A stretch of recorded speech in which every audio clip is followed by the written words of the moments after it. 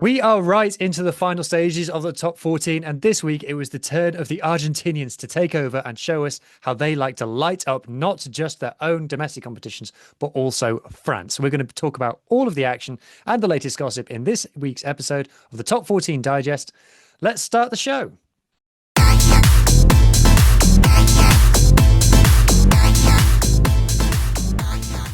Bonjour, everybody. Bienvenue. Je m'appelle Huw. Welcome back to the Top 14 Digest. This is your weekly short-ish podcast capturing all of the news and the results in the mad world of French top flight rugby, and most importantly, getting up to date with all of the gossip. I am not by myself. I am joined, as always, by my co-host from the Atlantic coast, Madame Maz Mac. Bonjour, Maz.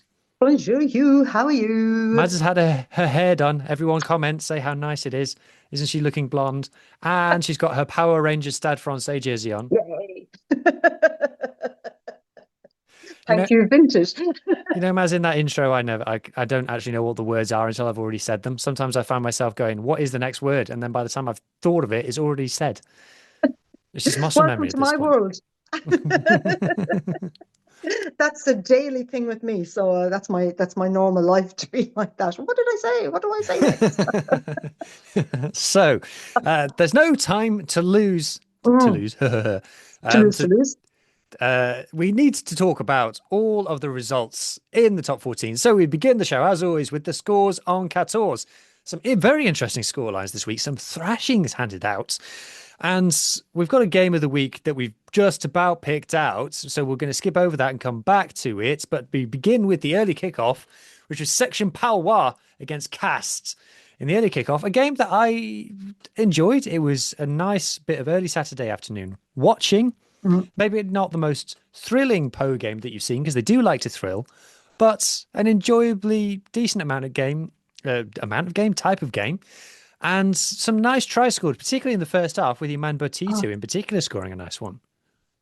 Yeah, the first two tries. The first one for Po, that little kind of pass from Theo to Gaetan. That was beautiful. And just a few minutes later, then there was the Botito try for Castres after a long run. Baji started off to Ardon. That was lovely as well. Two beautiful tries. Yeah, really nice.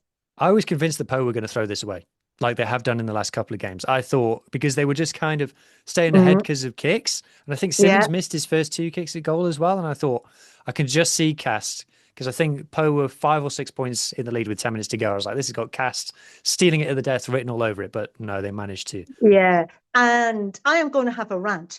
Oh, the very first game. And I'm ranting about Castres indiscipline. 16 penalties against them. That's what won that game for Po, because Simmons got 4 penalties in the second half and 2 yellow cards.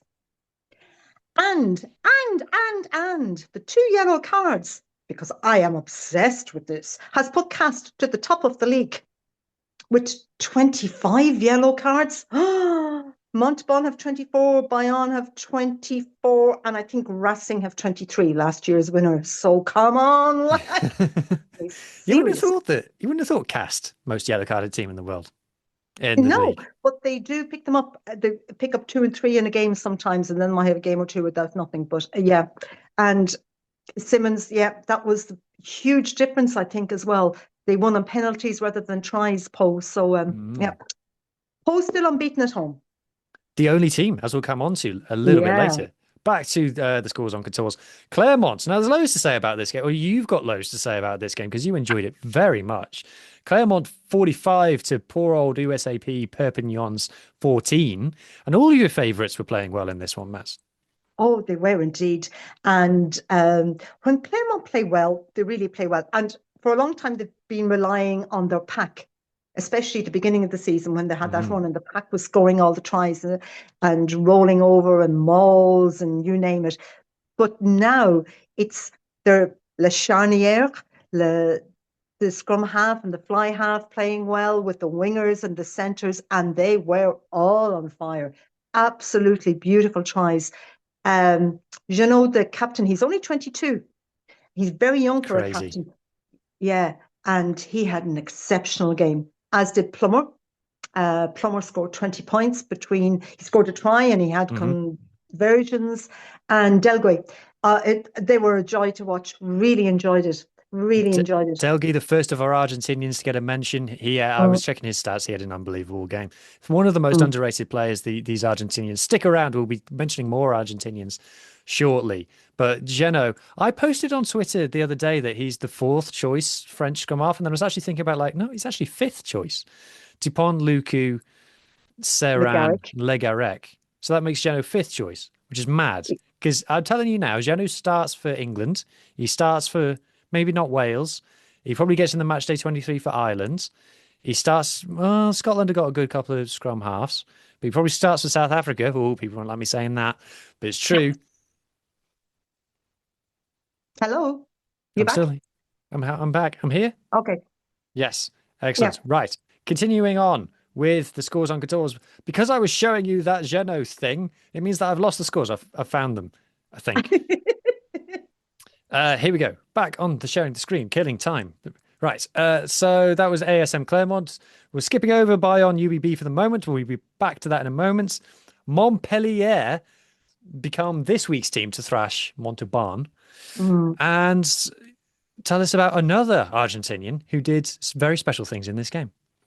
Yes, he did indeed. Justio, or Justin, as he's called here, Piccardo. He had a quadruple. He scored 4 tries in this game, and he's a centre.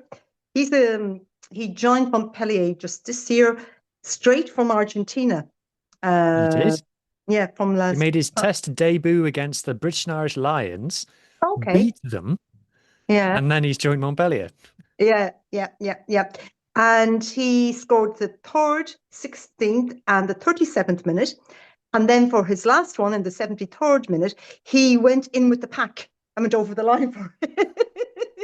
And he is a unit. He is a big guy. So that was He's a quite big guy. easily done for him. He's only the second centre, apparently, to have scored a quadruple.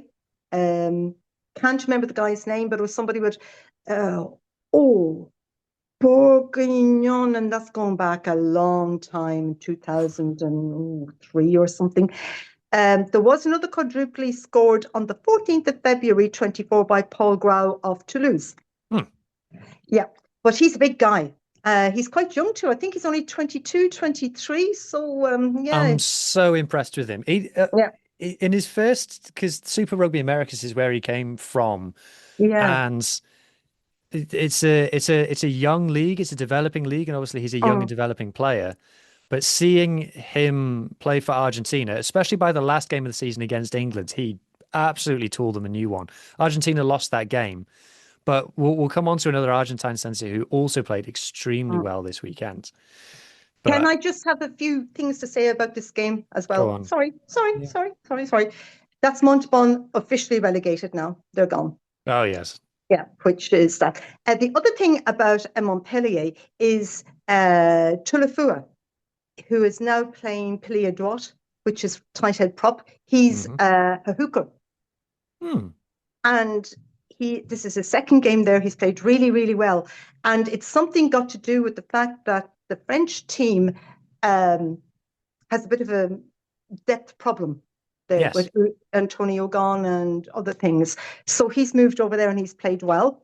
They got another yellow card. That's 4 games in a row on Montpellier. They had this is me on my rant again, giving yellow cards. They only had 9 yellow cards. They're now on 12, and they had one as well in the Challenge Cup. 4 games in a row. Billy V got another yellow card. That's his third, and he's missing the next game. Oh. Oh. Rant over, I think. Oh dear. Yeah. So that's Montpellier beating Montauban. Stade Français defeated Lyon 59 points to 17 with some very attractive tries. Yes. And what was it you were telling me that Mr. Wild, the Capri Sun man, said in the dressing room afterwards? Yes, he went in and he said, he was very happy to see the good communication between the team and some nice tries scored. And it's the first time in 8 years he has felt proud of them. First time in 8 years he's been proud of the team that he owns. Yeah, that he took over, and he says it's the first time I feel proud of you, and keep it going. Yeah. Another fact about this game, that is the biggest loss in the top 14 for Lyon Lou as well. We're getting a lot of those this season. Oh, Biggest victories, biggest losses. yeah, yeah, yeah, yeah. It's the kind of way, it's the way the teams are imploding in the second half because it was 24-10 at half time with this. It's, 14 points, a bit like Montpellier. It was only 17-7, and then they all go on the second half, go on to huge wins. So, Mm. yeah, but yeah, it was a strange comment to make, wasn't it? Really, really good for the morale there. Well, I suppose at least he's happy now. Yeah. Anyway, the game that should arguably be the game of the week because of the occasion, but it wasn't actually that Mm, close, is Toulon versus Stade Toulousain, Toulonnais versus Toulousain mm, in Stade Velodrome in Marseille, which I went to last year. 27-51, Stade Toulouse won that one on Saturday night. And I have to say, Maz, that I couldn't help but be impressed with Toulouse. I thought because they started Monsieur Dupont, that appeared to help. mhm, And him and Untamak, that it looks like the good old days of those two. And there was all sorts that happened in it. And despite what you might think from the scoreline, I messaged you this and you were like, really? Toulon did actually test them at times, and Toulouse had to play well. And I do, because sometimes Toulouse put 50 on someone and like, so what? But Toulouse actually did play some very, very nice rugby to earn 50 points in this one. So I did have to respect it. Tell you someone else who gave some respect in this game. I don't know if you saw, I don't have a clip of it, sadly. This is one of our Did You See That's of the week. Melvin Jaminet kicked one over from about yeah, Nice. Have you heard about mm, this? yeah, the It 60 was meter one. 60 meters on the angle and it cleared the dead ball line. Yeah, Even Ugo stood up and clapped. yeah, yeah. It was quite impressive, that, wasn't it? It really Yeah. was. But this is another one of these games. At half time, it was 20 Toulon, 24 Toulouse. Uh, there was, 4 points in it, and then just Toulon scored one penalty in the second half. That's it. Oh, Dupont did a thing. He did. I'll show the people because I did reshare this. It's funny, it's actually before I share it, everyone claims to be an Antoine Dupont fan, right? Everyone's like, oh Mm, yeah, Dupont. But people outside of France don't actually watch the top 14. So it means that like nobody accounts like me can just reshare a clip that the top 14 because it's on the top 14 official socials. If people followed the top 14, they would have seen it. yeah. But I've now reshared the top 14 clip of Dupont doing this, and I've got more likes than the top 14 account has for doing it. So it just goes to show that people, it's the whole point that we do this show is that, and I know that Mm, a lot of our listeners are in France and we dearly love all of you, but yes. it's for all these people who love rugby, love French rugby players, but just don't get to see the events. And so for the people Yeah. on YouTube who haven't seen it, I'm going to show it now. Because even when I saw it, I was like, ah, when he did it, it was one of those like, oh, for goodness sake, he's done it again. Now, before I show it to you, he's on the wing. This is a pet peeve of mine. Okay. Halfbacks on the wing. Whenever a number 10 is stood on the wing and scores a try, I'm like, it shouldn't count. It should only be worth 2 points because 10s don't stand on the wing. So it winds me up. So Dupont is on the wing for this for no reason. I think it's off a turnover. Then you see Untermack has a bit of a run, puts in a little dink, and then Dupont goes, hey, I'm on the wing. It turns out I can play football as well. Does another look up and watch this offload. Ugh. I It's know. so good. I can't even really figure out what he does there. Yeah, yeah, Like, yeah. I can't, how, if you watch his hands there, what does he even do? Like, how does he? I I can't actually It's, figure out what he does with his hands to make that ball. I it's guess goes to show what training must be like for these guys in Toulouse. That Chocobaras just knew it was coming. yeah, I'd say training is very intense at Toulouse. I've got a feeling, especially after the two defeats that they had, the one at home against Clermont Mm, and the defeat in the European Cup. So I can imagine it's very intense. But there was a stage where I turned down the volume because Canal Plus are massive, massively, as you can imagine, which is fair enough, into Dupont and what the massive Toulouse. And sometimes you just kind of go, ooh, ooh, ooh, ooh, volume, volume down. yeah, I know what you mean. I know what you mean. Yeah. When I was, And I sorry, have go a on. fun fact about this game. Oh yeah. I love my fun facts. Hmm. And I was a bit surprised by this. Entmac, he was kicking and he got He was. There's 100%. no Yeah, Ramos yeah, yeah. He had 7 out of 7, scored 22 points. And that is the most he scored in his professional career. in a And I was single like, game. yeah, oh, Well, club game. Don't, club international game. stuff might be another thing, but club into top 14. I was quite surprised by That that. just goes to show never be in a team with Tomo Ramos. Yeah. I can imagine somewhere Ramos must have had steam coming out of somewhere. uh, yeah. Yeah. I tell you what, though, when I watch Toulouse in person, I love getting early and watching warm-ups. And when I was watching the warm-ups, talk about what training's like. You know, a lot of teams, Mm. you know, they do mauls and scrums and they hit tackle bags and stuff. Toulouse, they line up in three lines. Like, yeah, three lines. You can imagine what three lines looks like. Yeah. And they just pass the ball to each other. They go 1, 2, 1, 2, back the other way. And then Ah, they stop and then they go back again. And then the lines get closer together. And then they go again and they go faster. And then they do this wow. each time. And each time the lines get closer together and then they go faster and faster and faster. Oh, I've never really copped onto that.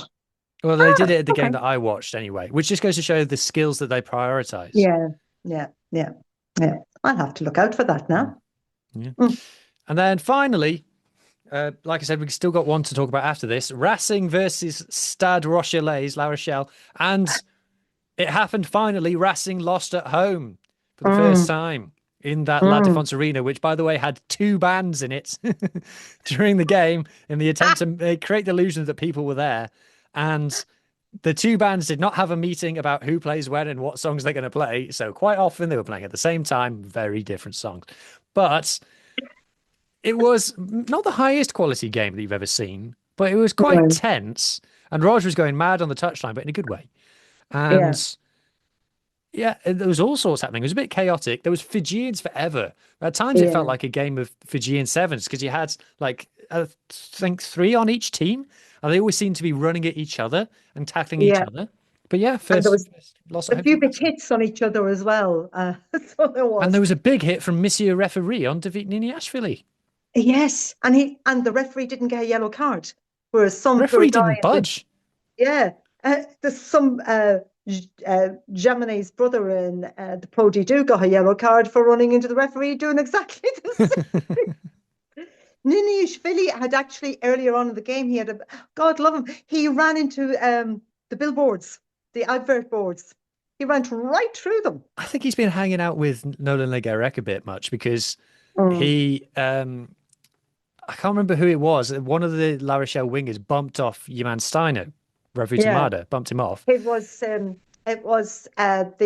new guy Lely, oh, what's his name, Lely Vatu, Mm, who went to La Rochelle this year, the centre.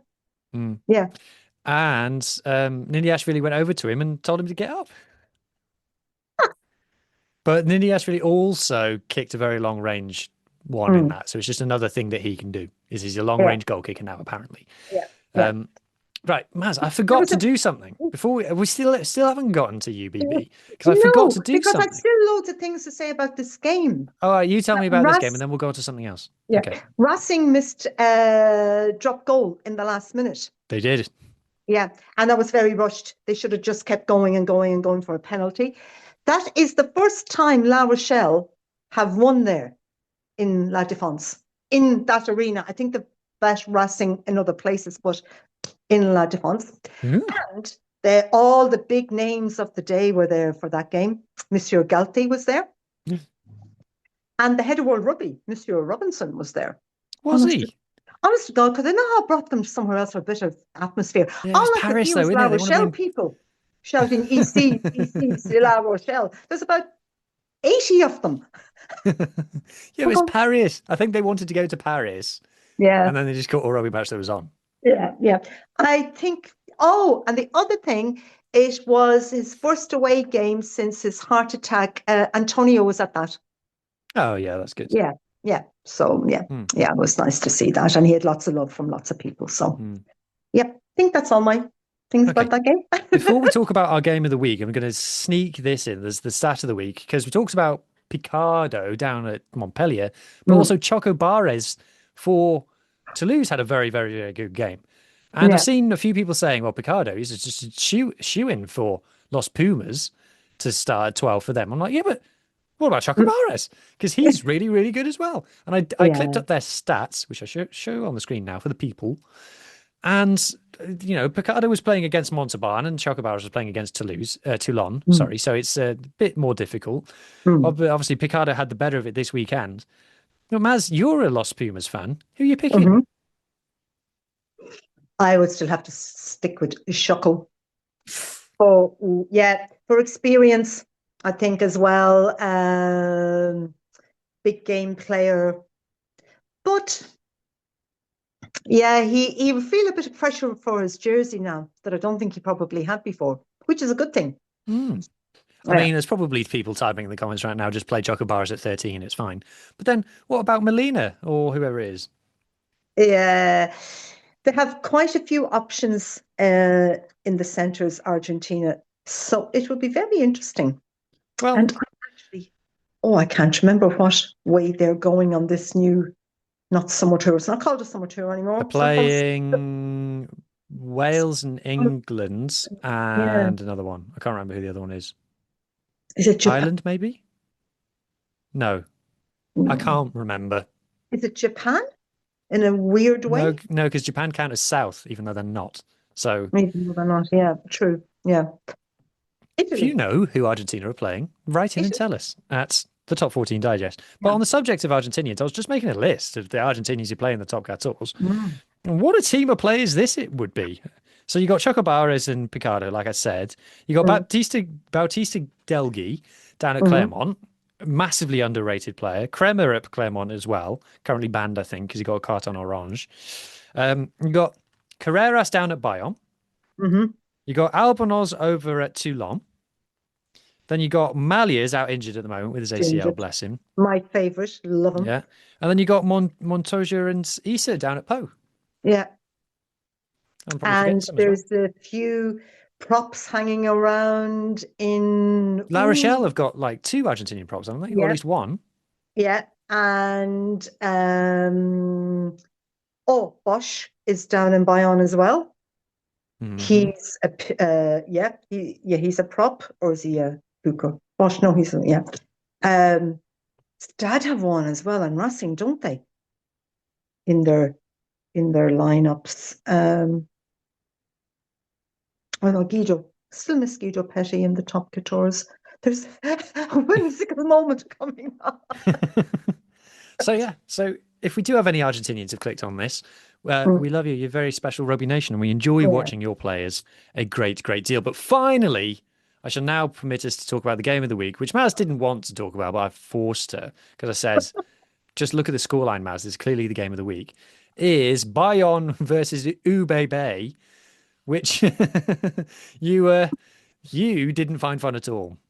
No, I didn't. I was actually still filing my nails when you were coming on to me going, oh, um, that was definitely a game of two halves. Uh, what can you say? 38-40. At halftime, Bayonne were winning 26-19.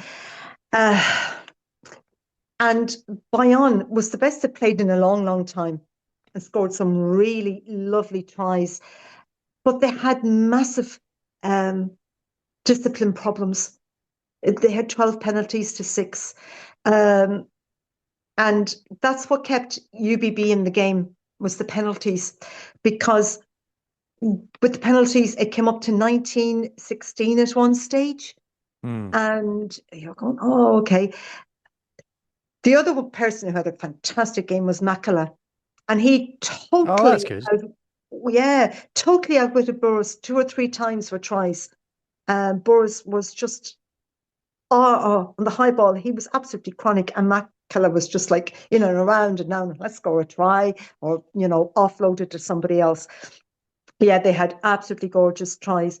26-19 at halftime to Bayonne, and but the 48th minute UBB brought on what I call the first bench. And the first bench was LBB, no, yeah, Gazzotti, Jalibert, and Falatea. Mm. They come on the 48th minute. And even after when they come on, Bayonne still scored a second try. Janty scored it, and it was again Makala doing whatever he did to Burros and passing it over to Jantis, and Jantis got on. I went, oh, goodness me, this is 38-19. And that was about 55 minutes in, that this is not good. Then they brought on a second bench, which was Rittier, Barlow, Boniface, and Swinton. And then they started to click. And LBB got a try from a Jalibert pass. Mm-hmm. That's his 30th try in 28 games. All games included, like France European as well. and France as well. So the kid is doing okay. He's doing all right, isn't he? Yeah. And again, Jalibert said, Wacky up for a try. That was 38-33 to Bayonne. And Swinton They feel like a bit of a boy band at this point. I know. And Swinton hasn't, this is only his second game back after almost 2 years out. Yeah. And he went down. They had 19 points unanswered Bayonne. And it really wasn't good for, like that. And at the very end of the game, and you would normally bank him on it, Joris missed a long range penalty. That's not like him. No, it's not like him. Pressure was there, and it wasn't. It was a good game. There was lovely tries scored. Carreras had a fantastic match for Bayonne. Capilla, who's apparently off, by the way. Ah, yeah. Yeah, apparently Capilla is being monitored by multiple teams. Yeah, there's a lot. They're talking about the finance and the salary cap and things like that, and they're thinking if they sell him on, they will get is it 350,000 for a break in contract fee automatically. Yeah. So they're kind of thinking sell him on, and I would say the list of clubs waiting for him would be very long indeed. He's a great player. Bayonne, they just threw it away. Still haven't won at home in 26. Crazy. Yeah.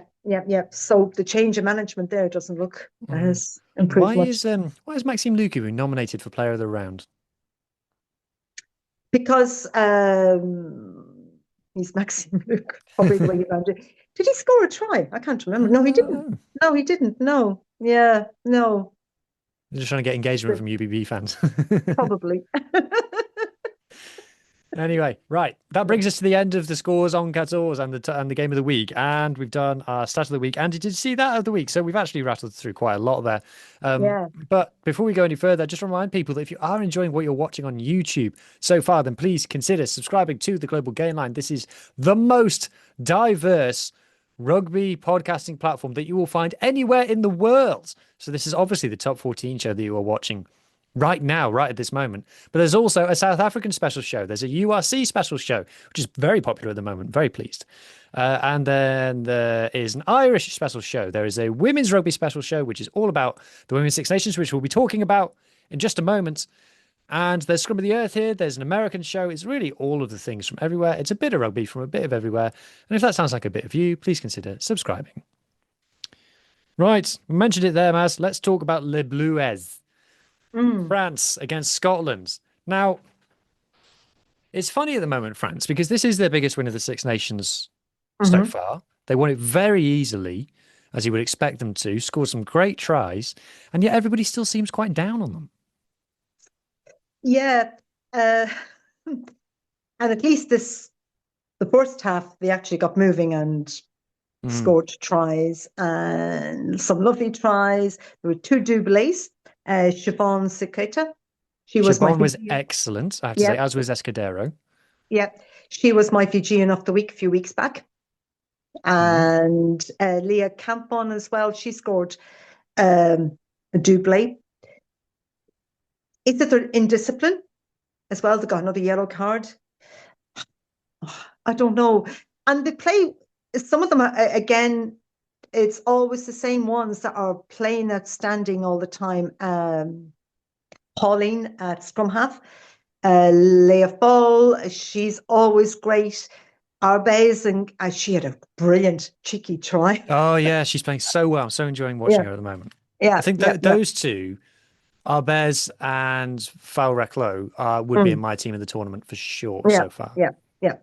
But at the end of the day, and it was like somebody put up the scores of Le Bluettes, which are the under 20, 21s, absolutely, Mm.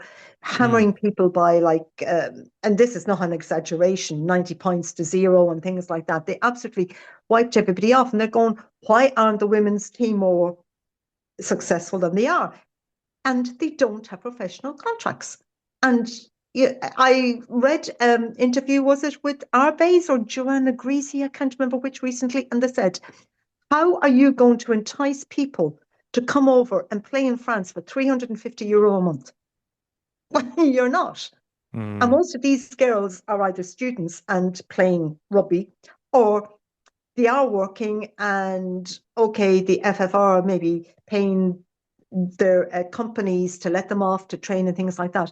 But it's not a good situation, and they really need to look at that, because the talent is there, and the talent coming up all the time is always there, but it never has that step. Whereas England done it properly a few years back, and Yeah. other players from other countries want to go and play in England as well, where it's successful and there's a good women's league. It could be the same here. It It really could. absolutely could be the same. I've written about Yeah, this before, and I think yeah. if you had a rule of, because people don't realize, there's so much money in French rugby. If you just Hmm. had a rule that every top 14 club had to spend 5% of their budget, which I know it doesn't sound very much, but 5% of their budget on women's rugby, it Hmm. would be by far the richest women's league in the world by a long Yeah, way. Like people yeah, think that the PWR spend loads of money on, they don't really. Like there's players in France or and even in England, and probably in Dublin as well, earning in one year what the cost of a whole PWR squad is. So yeah, the money's there. yeah, So it's a big frustration. I mean, like I yeah, said, the discipline, they got another yellow card in the first half. It all comes from the maul. Ever since the first game, the yeah. maul has been such a magnet for penalties. They just give them away for fun. And the thing about the Red Roses is they love them all. They absolutely love them all. They So certainly do. Yeah, so yeah, you're not yeah. going to get away with that. You're No, not going to get away with that no, against England. no. So yeah, yeah. They need to have a long, hard look at that. They really Mm, do, because it's difficult for any team. The same in Ireland, Scotland, Wales, whatever, that you're working a day, then you go to train, and then you're expected to play professionally at the weekend. mm, And you're relying on your boss as well to give you time off, and you know not good, mm. not good. No, no, very frustrating. Yeah. Anyway, speaking of money and bosses and top 14s and things, let's talk about the gossip of the week, because Mm. you had a bit of a peruse today and you found a couple of interviews from two of our favorites, and they've Yeah. been saying some things. Tell us what they've been saying.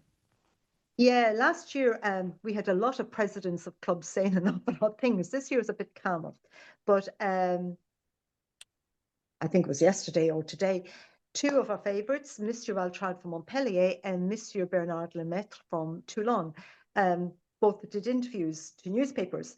And actually, what they said was very, very similar. They were talking about the clubs and the future of the clubs. Altrad is 80, Lemaitre is 84. Uh, yeah. Um, Wild's not much different, is he? yeah, he's in his 80s as well. And what they were saying is about the future of the clubs. And basically, both of them said, if something happens to us tomorrow, these clubs are just fecked. That's an Irish word, for want of a better word. And they said how difficult it was to get financial investment into clubs. It's not like football, where people want to invest. Mm, Rugby is a lesser thing. And people talk all about the time, about the top guitars and how successful it is. And paying huge salaries to players, and everybody wants to go and play there, and Canal Plus putting money into it. But you're relying on these guys, these people with a lot of money. Altrad has reckoned he's there 15 years, and he has put in 120 million in that time.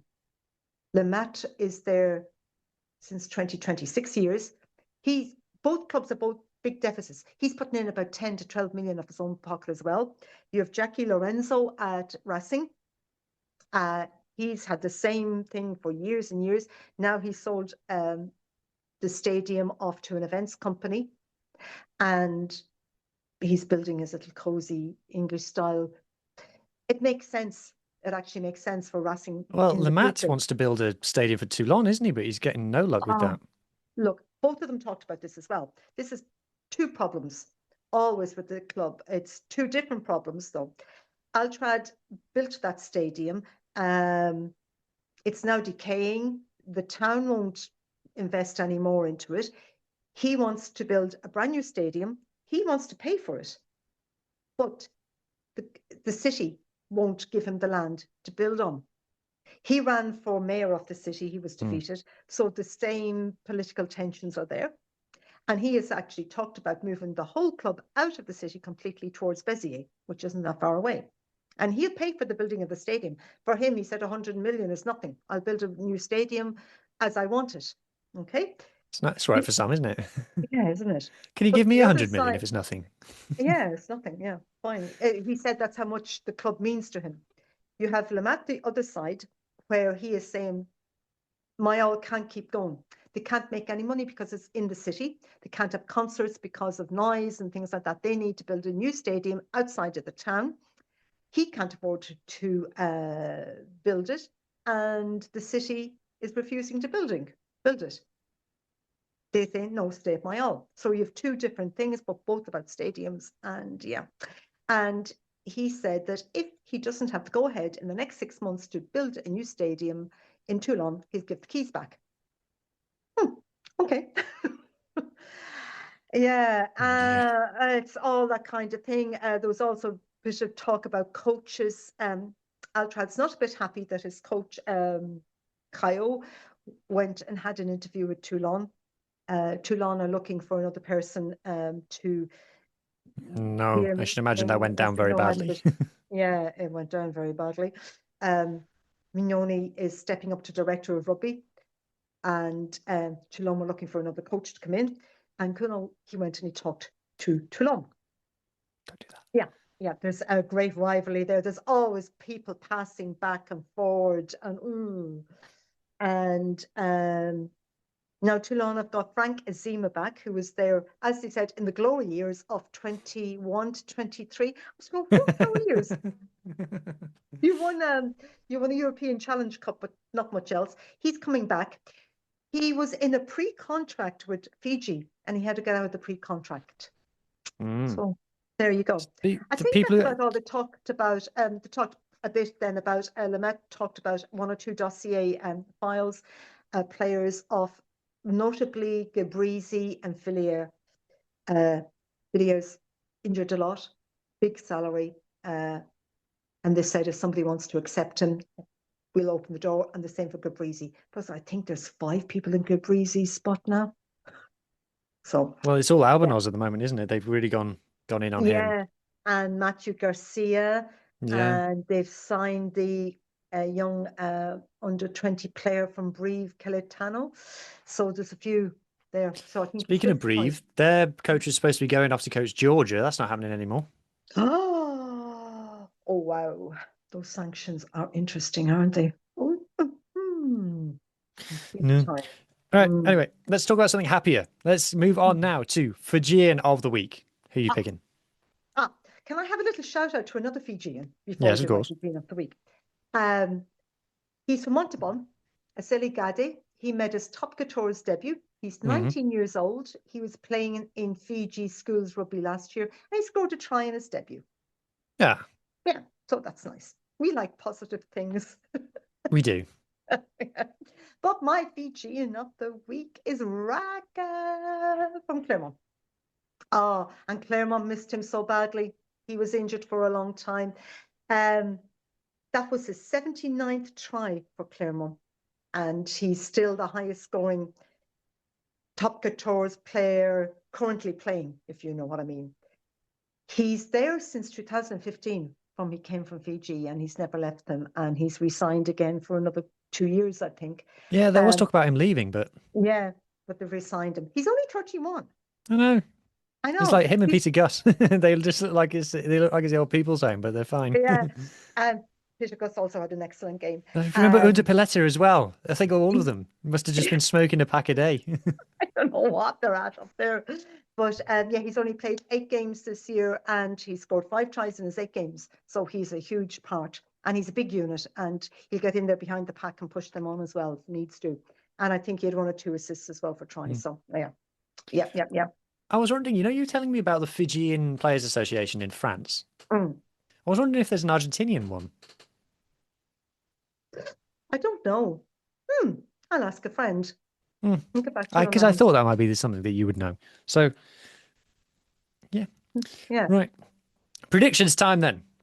Predictions in the top 14 for round Cat Van. No, Van Cat. Van Cat. Yeah, 20 and 4. Yeah. So, first off, we've got Pau versus Clermont. And the early kickoff. Another early kickoff for Pau. This will be a good game. This will be a classic game, I think. And Pau, for the last 2 home games, they've got over the line, but they haven't been absolutely excellent. Clermont have beaten Toulouse away. This could be an interesting one.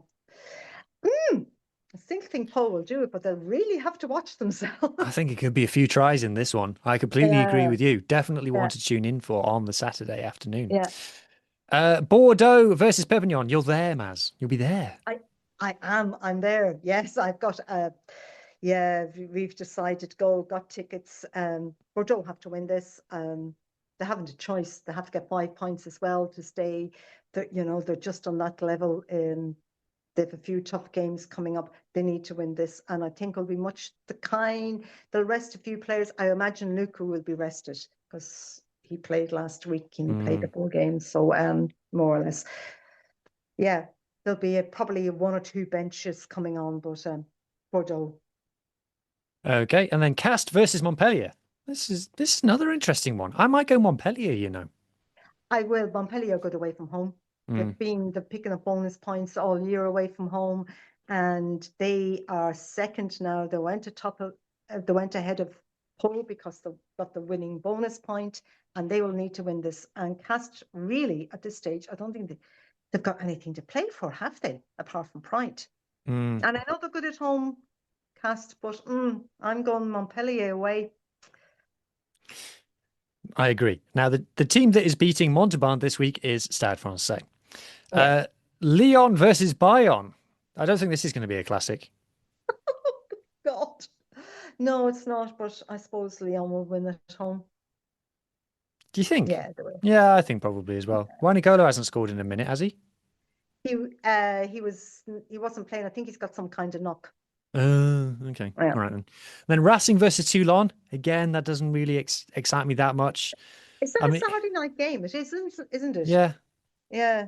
Oh, and that's Racing at home, isn't it? Yeah. Again. So I think Racing. Yeah, but that's 2 weeks in a row at home. Okay. Yeah. Racing. Yeah, probably go for Racing in that one. And then La Rochelle versus Toulouse. This is always a popular game. Toulouse, depends what kind of team that they'll put out. La Rochelle found a bit of form. They seem to be over their dip. Yeah, Rog reckons they'll get into the top 6. Does he? Yes, he does indeed. That's what he said.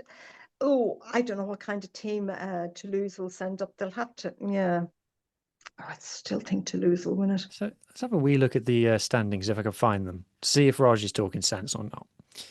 Because he chucked the Challenge Cup, didn't he? And I thought, well, you're out of it in the league. So La Rochelle are currently 6 points outside of the top 6 with 3 games to go.